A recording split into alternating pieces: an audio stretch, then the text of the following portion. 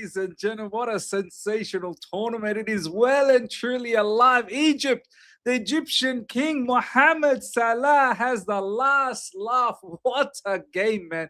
Especially the second half. Big up to each and every one of you guys that has tuned in.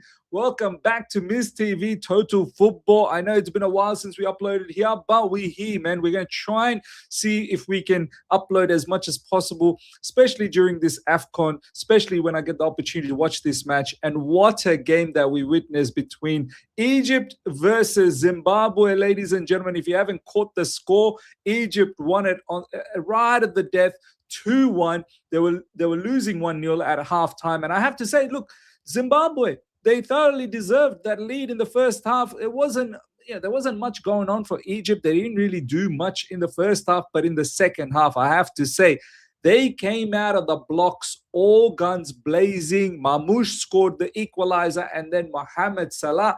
You know what? Look, I like this Egyptian team, man. I like it. They've got some really, really nice players. They play some really good football.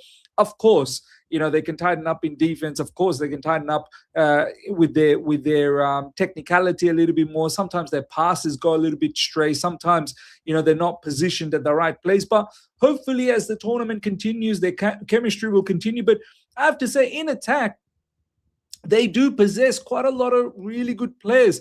Look, let's start things off with Mohamed Salah. After the tumultuous situation that he's had to endure over the last couple of weeks with Liverpool, all the controversy that has taken place there, I think he's played his final game for Liverpool.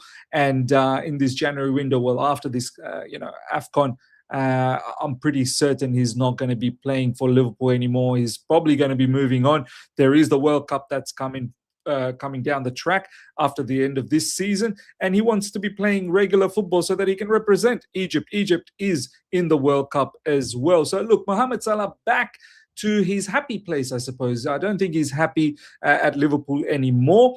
And look, to be honest, he didn't have a good game. If I'm being absolutely honest about this, he did not have a good game. Egypt, with all due respect, they do rely on Mohamed Salah. They try and go to his flank on a regular basis when, in essence, I really think they probably should be looking at Mamouche more often. Mamouche, I think, is the up-and-coming superstar for not for Liverpool, for Egypt, because he reminds me when Salah was a lot younger and he had all the, that enthusiasm. Well, I'm not saying that Salah doesn't have the enthusiasm, but he had all that flair. Salah now, you can clearly see, I think age has finally got to him. He's not as rapid, he's not as, fine-tuned as he once used to be, not as polished. But the thing about Salah, this is where I think experience, when people talk about experience, this is where I think experience is so invaluable. Someone like Salah has seen it, has done it multiple times for Liverpool. You just know, even though he's dropped a stinker, and he has, his passes were going astray, he couldn't dribble, he was consistently losing the ball, his crosses were not that great. Whenever he got into dangerous positions, he was the one who killed off, he ruined the attack. And but someone like Salah, you keep him. And I'm glad the Egyptian manager kept persevering, kept him on. He could have easily substituted him off and could have got someone young who's a little bit more robust, who can have a little bit more legs, but he kept him on because of what Salah was able to produce right at the end. And you just had as an audience, you just had a feeling that if there was going to be a winner, it was probably going to come from Salah, because he has that magic, he has that ability, that experience to see the team through. And a fantastically taken goal, lovely ball. He controls it nicely inside the box, ensures, and this is where the experience kicks in, ensures that he doesn't get, knocked off from the ball. He protects the ball perfectly, gets himself set up in a position where he can shoot. He shoots and he gets that goal. Heartbreak for Zimbabwe, of course. Zimbabwe, all the Zimbabwean fans out there, you need to keep your head held very, very high, because I believe your team, coming up against, a very quality team like Egypt is not easy, but your team did very, very well to compete, to try and compete. I love the way Zimbabwe, with the lack of talent that they have, up against someone like Egypt, they still had a really, really good game plan. They stayed compact. Whenever they lost the ball, they were quick to recover. They defended in a compact situation. I really, really like that about them. But ultimately, hard break. Mohamed Salah, fantastic goal. A few other players that I actually want to talk about. We're going to go through. Of course, the stats and whatnot very, very soon. Give me 1 second. Let me just see if I can just enlarge that a little bit more. Cool. All right. Look, the other player that I want to talk about is Omar Mamouche. Omar Mamouche, ladies and gentlemen.